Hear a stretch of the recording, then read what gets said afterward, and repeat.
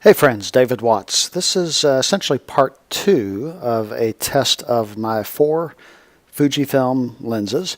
Special interest in how they render the background, how they do portrait work, how they render bokeh, those nice out of focus areas in the background. And so if you saw the previous video, I think I've marked that as essentially part 1. This will be part 2. You might want to watch the previous video first.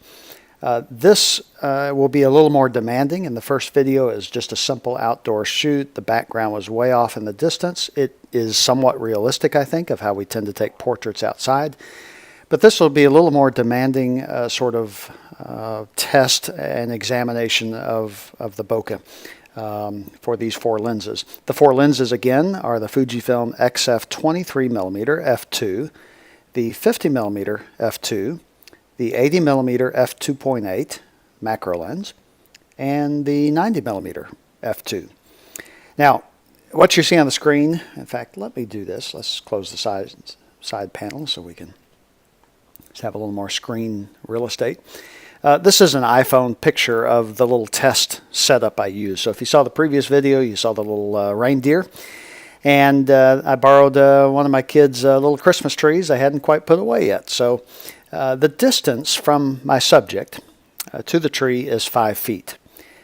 My distance to the little reindeer is about 2 feet. Now, if that were a human subject, you probably wouldn't get 2 feet away. You'd be back a little further, but maybe your background would also be a little further. So ratios probably apply here. But this is about 2 feet from the sensor, if you will, to the reindeer, and then about 5 feet back to the Christmas tree.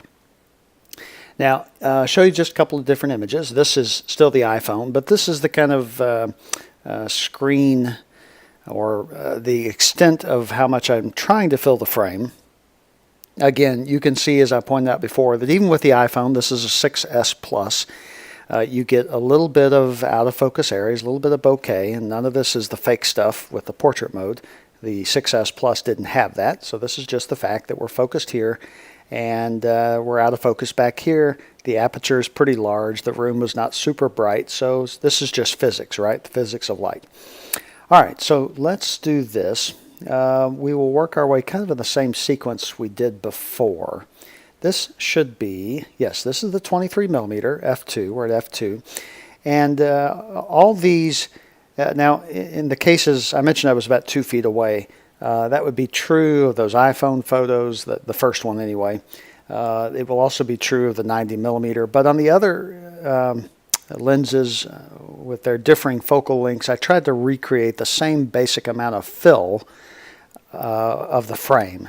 So I've moved in a fair amount with the 23mm lens to approximate basically the same amount of fill, just to show what's possible. Again, you'll see, as we pointed out in the other video and many other videos point out, this 23mm f2 is a great lens, but at wide open aperture f2 and real close near its minimal focal length, focus length rather, and especially when subjects may be a little off to the side, it's soft, and you can see that here.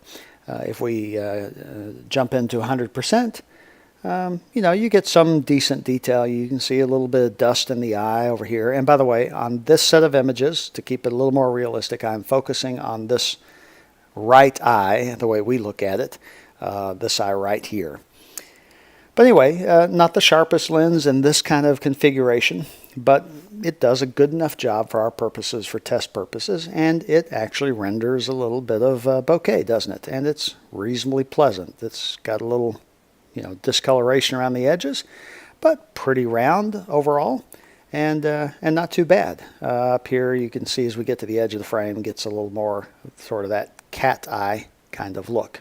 But anyway, pretty decent. Now, let's move to the 50mm. Again, we're trying to keep about the same, basic framing of the subject and size of the subject, but we have moved back just a bit because this is a 50mm lens. And again, at f2, you'll notice pretty nice. It does a nice job of knocking that background out of focus. I'm sure the 56mm at f1.2 would do even better, but you've got relatively round bokeh, these areas of out of focus, a little more irregular shaped toward the edges, but quite pleasant. You really can't tell it's a Christmas tree back there. It's just kind of nice lights. And again, you'll notice if we zoom into 100%, quite a sharp lens. You can see that dust on the eye even better than certainly the 23 millimeter, which is a bit soft. Again, the focus point is on this eye here. And you'll notice that even though it is just the 50 millimeter f1.2, the depth of focus is quite shallow, right? You get back here to the ear and it's already out of focus. But you'll notice a lot of nice crispness. Look at this fabric and just how crisp that is, even catching the little bit of, whether it be dust or a little bit of fraying of the fabric. But really nice sharp lens. A 50 millimeter f2 I think is going to work out quite nicely for me. Give me some nice bokeh for portraits, good, decent, clean images, and I think it'll be very practical. And you're talking about a lens that's $450 if I recall, or is it $430? I forget. But anyway, quite reasonable. All right, let's do this now. Let's move up to the 80 millimeter macro, and this is the one a lot of people have had questions about. Can it do good portrait work? It's certainly a decent focal length for that, but let's check it out. So here's the 80 millimeter f2.8, and again, even though we don't have the same f2 aperture, still very nice on the background, blurring it out nicely. The areas of out of focus are not quite as circular. They are in the center, but you get to the edges, we get more of that sort of cat eye type bokeh.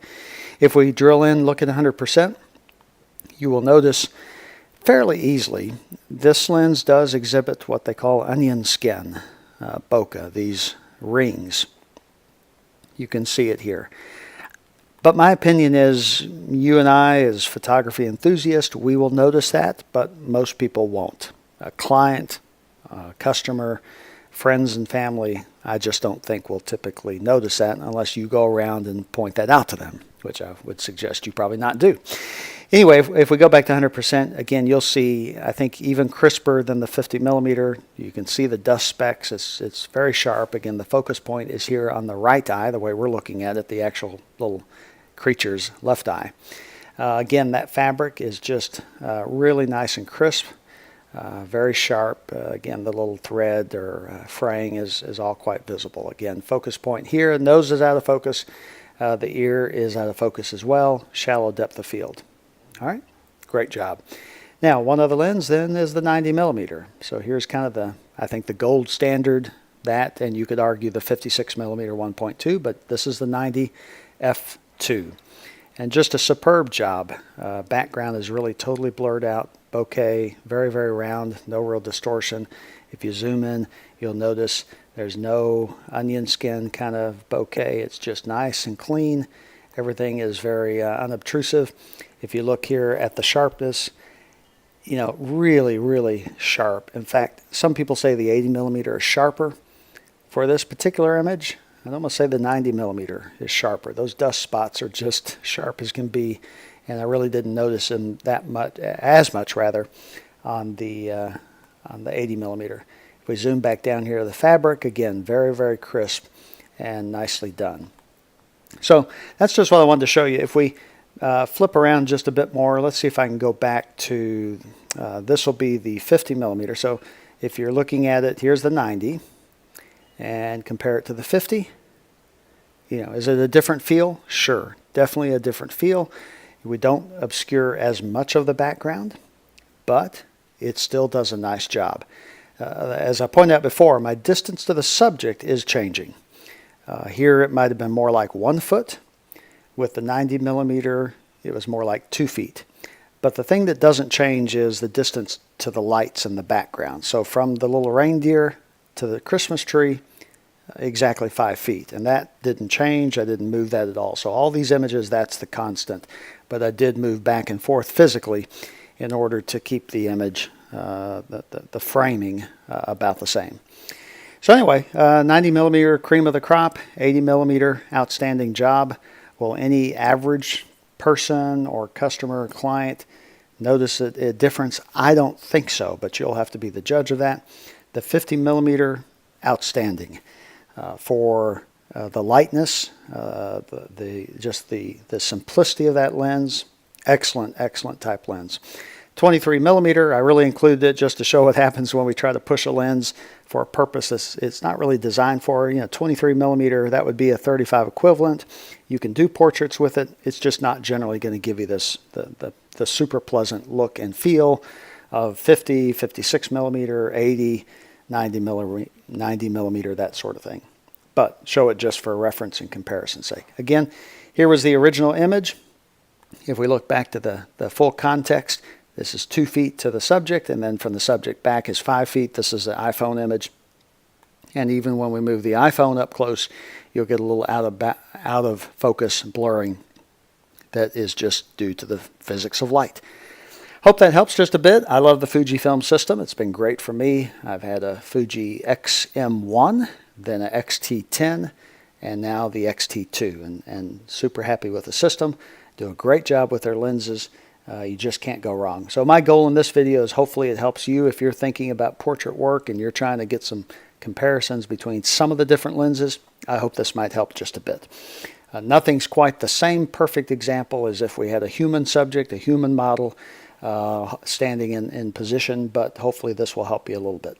That's all for now. Hope the video is helpful, and if you like it, be sure to subscribe so we can share other videos with you, and give us a thumbs up. That's always great, and appreciate your comments down below. Leave questions, comments. If there's something else you want me to take a look at and see if I can help with, happy to do so. Anyway, have a great day, and we'll talk again soon. Take care.